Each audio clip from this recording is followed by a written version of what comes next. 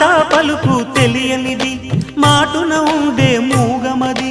కమ్మని తలపుల కావ్యమయే కవితలు రాసే మౌనమది రాగల రోజుల ఊహలకి స్వాగతమిచ్చే రాగమది శృతిలయలరగని ఊపిరికి స్వరములు కూర్చే గానమది ఋతువుల రంగులు మార్చేది కల్పన కలిగిన మది భావం బ్రతుకును పాటగా మలిచేది